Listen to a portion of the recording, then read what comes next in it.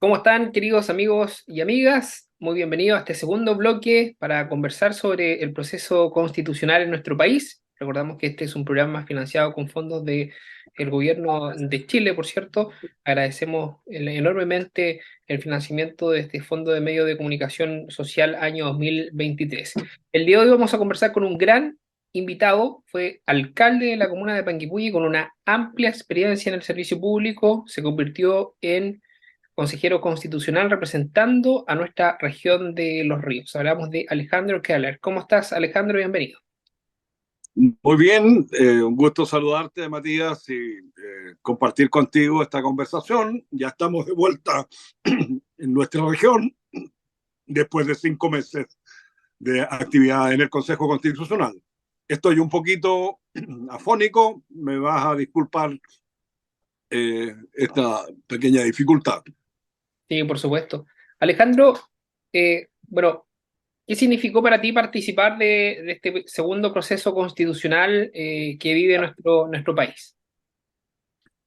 Mira, eh, quiero decirte, Matías, que cuando acepté la invitación que me hiciera el Partido Socialista a representarlo en este segundo intento constitucional, este segundo momento constitucional, lo hice por varias razones. Fue una decisión, tú sabes, compleja, por cuanto asumir la candidatura implicaba, por un lado, renunciar a mi calidad de concejal de la comuna de Panguipulli, pero también renunciar a participar en elecciones democráticas en 5 años. Hay una restricción ahí respecto del rol de consejero constitucional. Por lo tanto, había que tener, yo diría, poderosas razones para atreverse a participar en este segundo intento constitucional. Y la verdad es que asumí el desafío eh, por varias razones. Una, mi trayectoria política está vinculada al municipalismo, al regionalismo. No puedo sustraerme, digamos, a esa historia, a esa trayectoria, especialmente porque en mi calidad de alcalde de Panguipulli me correspondió presidir la Asociación de Municipalidades de la antigua provincia de Valdivia, y allí entonces fue necesario hacer un gran esfuerzo unitario. No te olvides que en aquella época, y como siempre ocurre en las municipalidades, teníamos alcaldesas, alcaldes de distintos signos políticos. Particularmente hay que recordar que el alcalde de Valdivia era un militante de Renovación Nacional. Me refiero eh, a, al actual diputado Bernardo Berger. Bernardo Berger. Yo, socialista.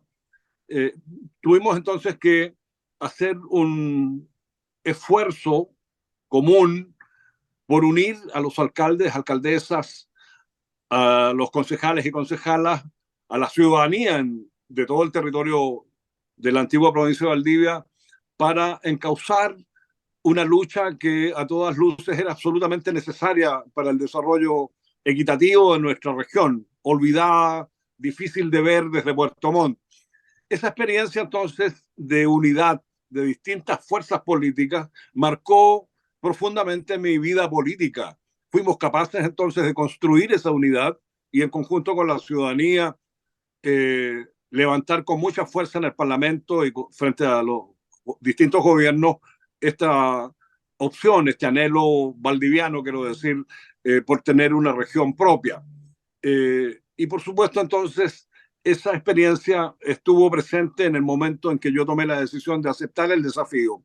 Pero también quiero decir que hay otro elemento, y el elemento es que en el año 2023 conmemoramos los 50 años del golpe cívico-militar que significó tantas tragedias para Chile, para cientos de miles de personas. Yo diría una tragedia, un conflicto que hirió profundamente el alma nacional, y yo entonces sentí también que podía, desde mi experiencia, yo soy un sobreviviente de la dictadura militar, perdí mis oídos precisamente en la tortura en aquella época en la cárcel de Valdivia, ex cárcel de Isla Teja, de tal manera que sentí también la posibilidad de aportar a construir un texto constitucional que fuera representativo de la gran diversidad política, social, territorial, económica y cultural que caracteriza a nuestro país. Y también un tercer elemento que quiero señalarte, Matías, es que el fracaso de la convención constitucional que derivó en el plebiscito del 4 de septiembre del año pasado, a mí también me marcó profundamente, porque ese fracaso sin duda tuvo cuestiones que lo explican de forma y fondo, de contenidos que claramente generaron, yo diría, un choque con el sentido común chileno, de tal manera que sentí la responsabilidad de una participación serena, sobria, responsable, buscando siempre acuerdos, espacios de acuerdos para lograr efectivamente un texto que interpretara cabalmente a nuestro país, a nuestra ciudadanía. Entonces, armado, por decirlo así, de estas tres razones, yo enfrenté la elección, fui electo el 7 de mayo y con esa disposición ingresé al trabajo del Consejo Constitucional. Alejandro, desde el punto de vista de los acuerdos, ¿qué crees que faltó para poder consolidar más acuerdos aún y proponerle a Chile una carta fundamental quizás distinta a juicio de tu sector político? Mira, quiero, para responder la pregunta, me gustaría hacer un señalamiento, y es que yo creo que el gran error del Partido Republicano fue, a mi juicio, ¿no? Es una opinión personal, que Republicanos trasladó su, digamos, legítima lucha por la hegemonía política, ideológica que pretende instalar en la derecha, pero también en la sociedad, a la discusión constitucional. Yo diría que ahí hay un, una falla de origen. Entonces, lo que tenemos al final, si tú analizas el texto, es un texto que yo diría es más similar a un programa de gobierno que a un texto, que a una carta magna, con grandes titulares, mucha letra chica, que hoy día, evidentemente, de aprobarse pone en riesgo, a mi juicio, la estabilidad, va a polarizar enormemente la vida política y social en nuestro país y claramente no une a Chile. Y eso es una cuestión que hay que tener presente en esta discusión. Entonces, tempranamente, pese a que nosotros desde el Bloque Unidad para Chile, la bancada socialista que me tocó presidir, hicimos ingentes esfuerzos por generar espacios de diálogo que permitieran transmitirle, convencer al Partido Republicano que era necesario escribir un texto representativo. Tal es así que yo puedo recordar en algunas de mis intervenciones en los plenos del Consejo Constitucional cuando advertí, y muy tempranamente, a la derecha y particularmente a republicanos, que un texto democrático no podía ser escrito a partir del sesgo de una sola mirada, lo dije casi textual, advirtiendo que si no éramos capaces de interpretar esa diversidad de la que estamos hablando, evidentemente íbamos a tener un texto que finalmente iba a provocar más unión que desunión. Eh, Perdón, más desunión que unión. Nos iba a conflictuar muchísimo en el proceso, digamos, de eh, eh, ofrecerle a Chile un texto que diera tranquilidad.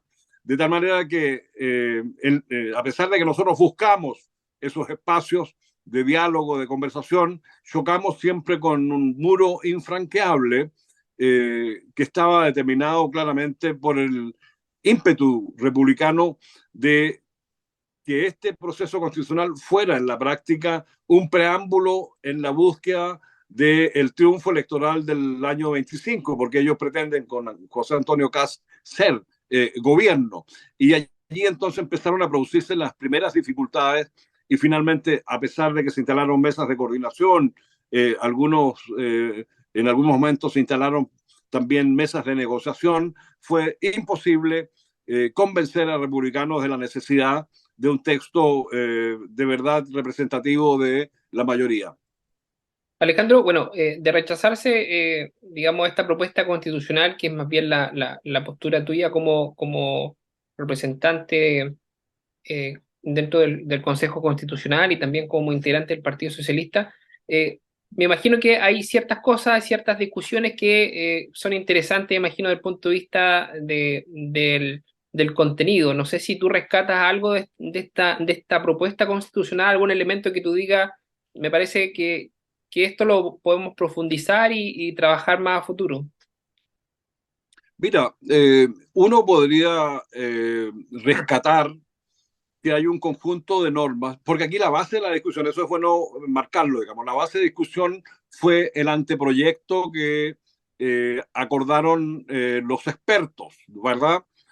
Un anteproyecto que contenía, yo diría, elementos suficientes de interpretación, de representatividad de esta diversidad que caracteriza a Chile. Y hay un porcentaje importante de normas, algunos han señalado una cifra cercana al 30% de normas que fueron mantenidas y que tienen su origen en el anteproyecto, digamos. Uno podría destacar, digamos, esa característica de este texto. Sin embargo, lo medular, lo esencial del texto en cuanto a sistema político, órganos jurisdiccionales, eh, derechos sociales, representan lo que yo señalo como la exclusión absoluta de una sola mirada, un cierto dogmatismo que está presente.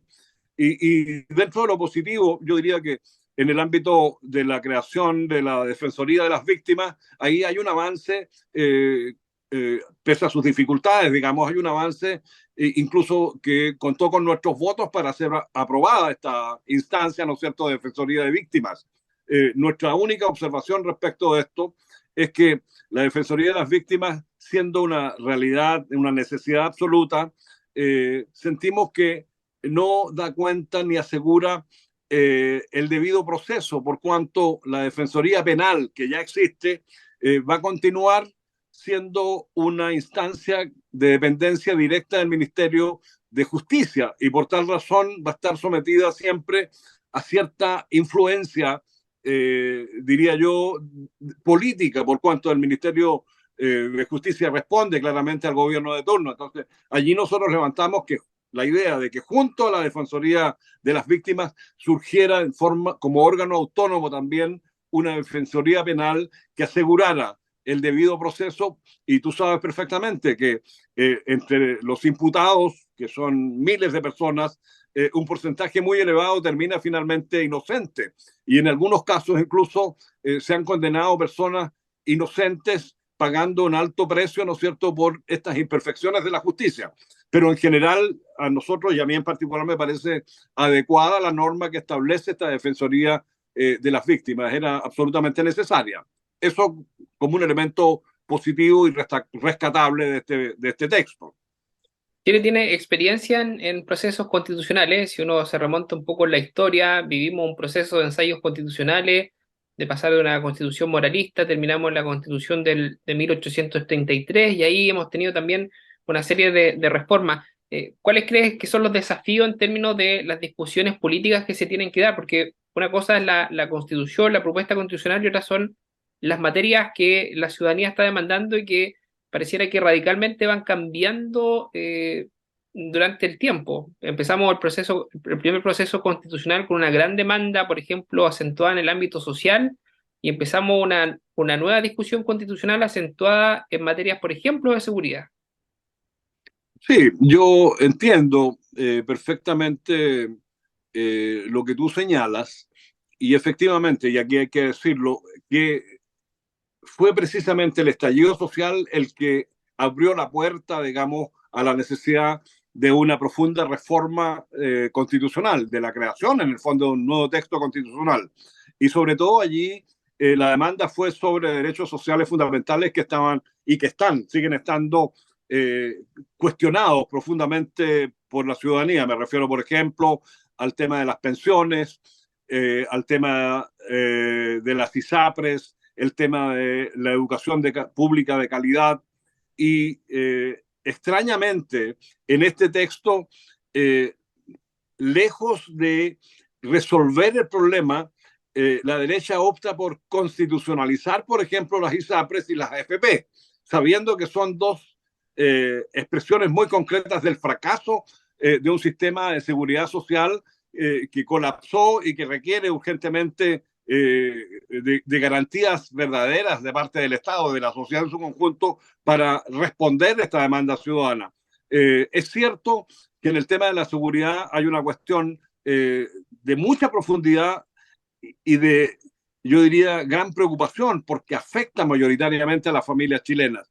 Y aquí entonces estamos frente, por ejemplo, a una norma de inmigraciones que es un bonito titular. Es decir, expulsaremos, dice, en el más breve plazo posible a todos los extranjeros ilegales.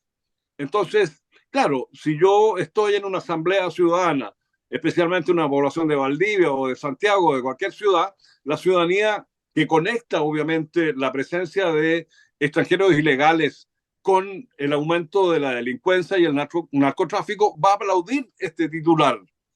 Pero aquí tenemos que tener cuidado. Por eso yo digo, el texto aprobado por la mayoría republicana y de derecha es un bonito juego de titulares, pero cuando uno va a la letra chica, empieza a entender que en el caso de la norma sobre inmigrantes ilegales, estamos frente a una situación que no tiene aplicabilidad, ¿me entiendes? Porque claramente y yo lo hice, lo pregunté en las distintas discusiones que tuvimos en las comisiones y en los plenos, eh, ¿cómo imagina el Partido Republicano aplicar una norma de estas características?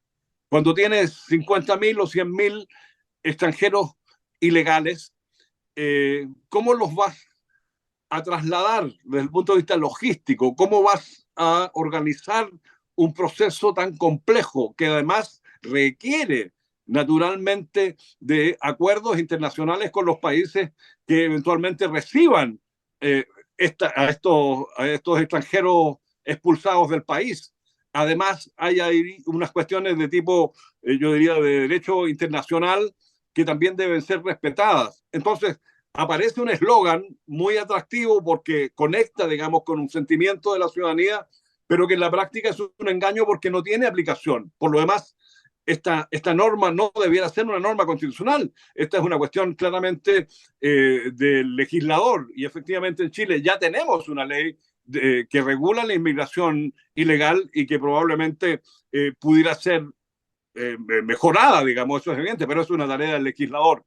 De tal manera que estamos frente a una propuesta constitucional llena de frases bonitas, pero que cuando uno lee la letra chica se da cuenta de que es un eslogan propagandístico que busca precisamente generar los espacios políticos para que el Partido Republicano se transforme en gobierno en el año 2025. Por eso señalo que en general este texto es un programa de gobierno más que un texto constitucional.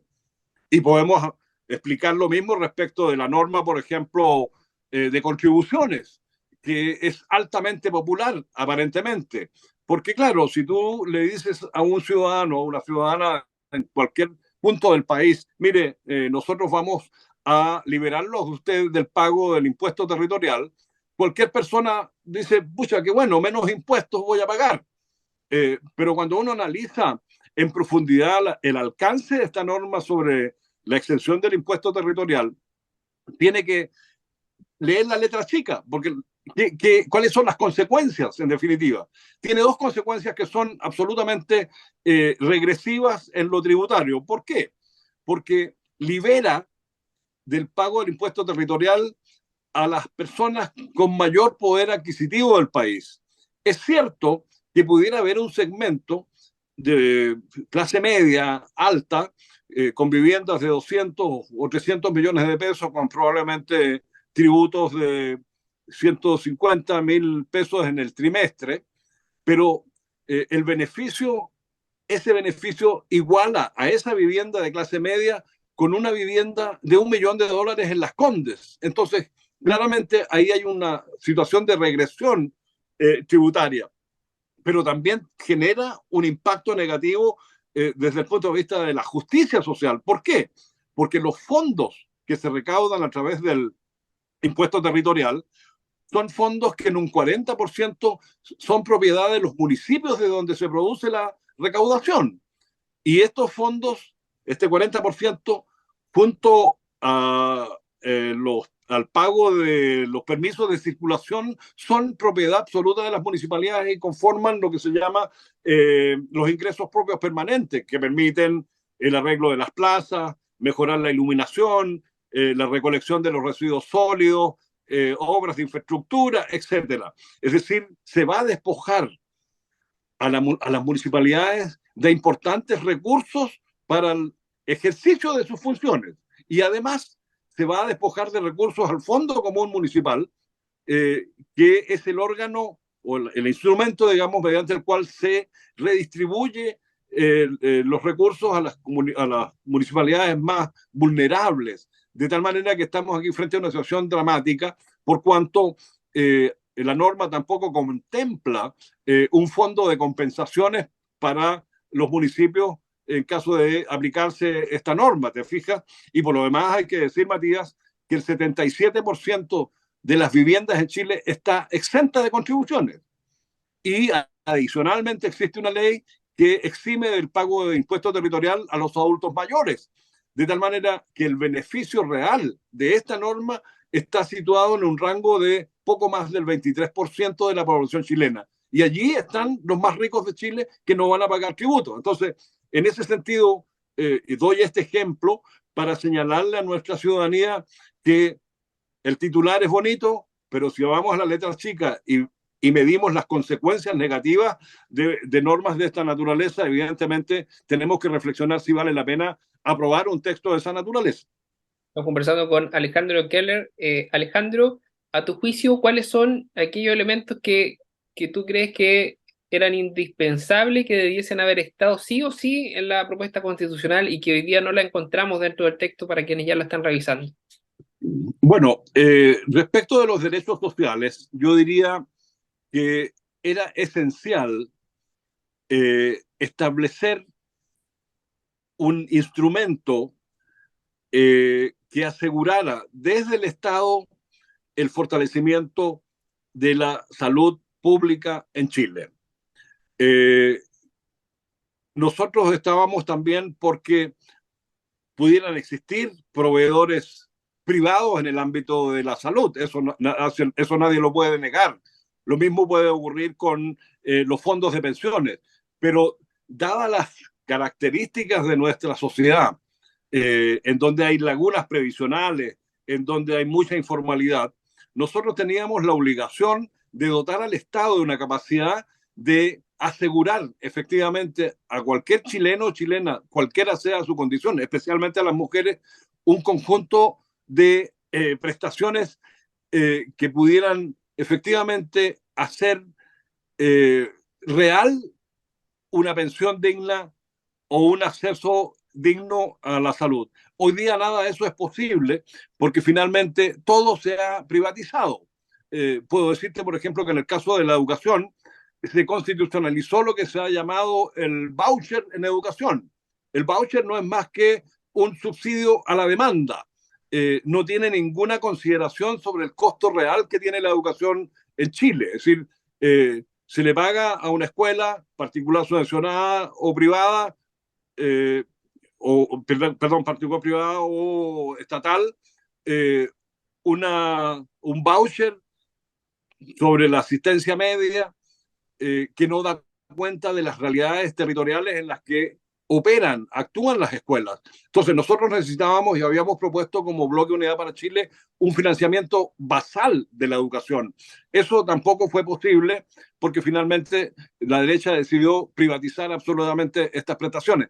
Ahí tienes tú un ejemplo claro de que estamos frente a una constitución altamente excluyente, una constitución que mercantiliza las prestaciones sociales esenciales y que además pone en riesgo la calidad de la democracia, porque hay otras normas, te quiero decir, por ejemplo, el tema laboral. La derecha estableció finalmente por mayoría que el derecho a huelga solo existe si es que hay procesos de negociación colectiva. Y tú sabes perfectamente que en Chile, que en nuestra región, existen cientos de empresas de tamaño medio en las que no hay sindicato y por lo tanto en una acción de defensa de los derechos de trabajadores y trabajadoras en una de esas empresas, eh, cualquier protesta, cualquier huelga va a ser una huelga salvaje, es decir, ilegal, y por lo tanto va a dar motivo al despido de esos trabajadores.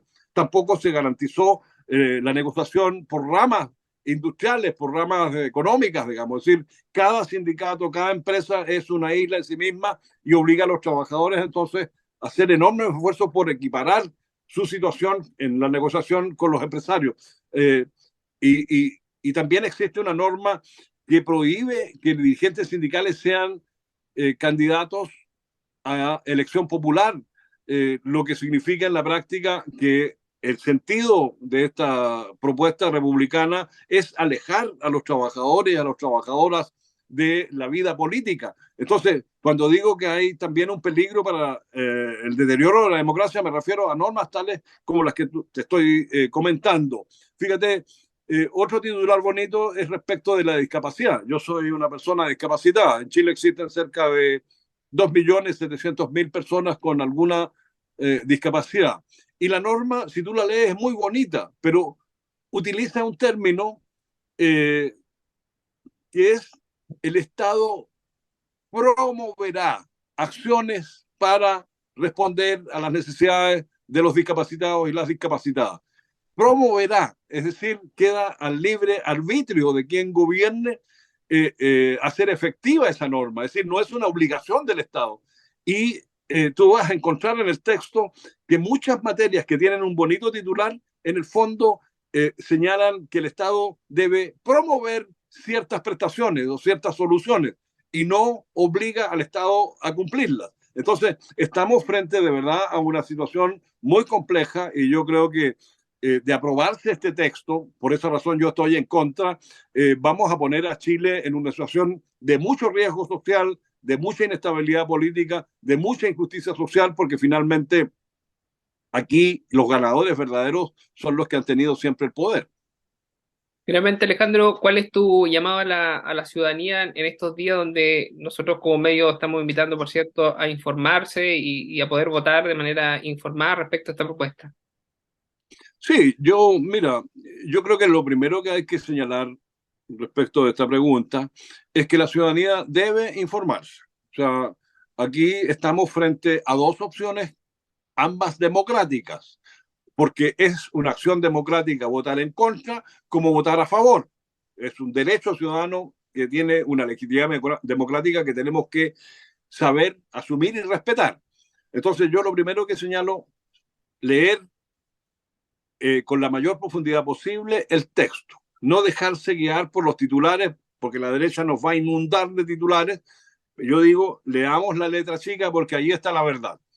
Y desde un punto de vista, ya tomando posición, yo creo que nosotros debemos llamar a votar en contra porque este es un texto que divide a Chile, no lo une, excluye a sectores muy importantes de nuestra sociedad y por lo tanto va a generar alta unidad, alta desunidad. Y por otro lado, fíjate que hay que comentarlo también, lo que criticó tanto la derecha a la convención es lo que ellos hicieron hoy día en la redacción de este texto constitucional porque impusieron la máquina, la retroexcavadora, pasaron por encima, no fueron capaces de entender que el texto constitucional no podía escribirse bajo el sesgo de una sola mirada. Entonces, yo creo que a Chile le va a hacer mal aprobar un texto de esta naturaleza. Y tengo la seguridad, Matías, de que cuando gane el en contra, que es mi deseo, Chile va a respirar. Nosotros hemos tenido, lamentablemente, en 4 años, que el péndulo de la política ha oscilado desde la izquierda, con la convención, ¿verdad? Cometiendo también errores muy profundos allí de yo diría, de insensibilidad frente a la minoría, pero ese péndulo osciló hacia el extremo de la derecha. Yo creo que la tarea después del triunfo en contra es volver. Incluso creo que el triunfo en contra va a permitir que el péndulo de la política vuelva al centro, a la serenidad, a la cordura, a la necesidad de generar una unidad amplia del país en torno a las tareas que están pendientes. Por eso mi llamado también es que una vez que se produzca el triunfo en contra, las fuerzas políticas democráticas deben asumir el desafío a través de las instancias parlamentarias y las que tengan alguna relación con ello, como la del gobierno, a generar un gran plan que permita enfrentar con eficacia las razones que dieron origen al estallido social. Yo creo que en ese sentido, entonces, con el triunfo en contra, Chile va a poder respirar un poco más tranquilo, vamos a volver las cosas al centro y vamos a poder trabajar entonces para resolver el tema de las viviendas, las pensiones, la salud y otras materias que hoy día son altamente y con mucha claridad una de las principales preocupaciones de la gente. Yo no puedo dejar de mencionar que evidentemente la seguridad pública es un elemento de urgencia absoluta, pero nosotros tenemos que aplicar en el tema de la seguridad normas que realmente sean aplicables y para ello necesitamos fortalecer la capacidad de inteligencia del Estado, meternos en la información financiera de los sospechosos, ¿no es cierto?, de narcotráfico, de delincuencia. Tenemos que ser capaces de coordinar de mejor manera los trabajos de inteligencia de las fuerzas policiales. Tenemos que ser capaces de involucrarnos, ¿no es cierto?, abiertamente en que no es en ningún caso eh, posible la indiferencia frente a la delincuencia, por cuanto nosotros podríamos tener una extraordinaria economía, pero ¿de qué sirve eso si cada familia al abandonar su casa al final tiene el temor de que vaya a ser asaltado en la calle o en su vivienda? Entonces allí hay un tema que requiere también de unidad nacional y este problema de la delincuencia y la inseguridad no se resuelve con normas populistas. Claramente eso va a ser imposible. Agradecemos tu tiempo, Alejandro, el dar a conocer tu posición. Te deseamos éxito en todos los desafíos y invitamos a todos los vecinos a votar informados, a revisar la propuesta constitucional y a votar el 17 de diciembre, que es una votación obligatoria con la mayor cantidad de antecedentes posibles para tomar una decisión también responsable para el país. Mucho éxito, Alejandro. Muchas gracias. Gracias a ti, Matías. Encantado de compartir esta conversación y ya nos veremos en alguna otra instancia.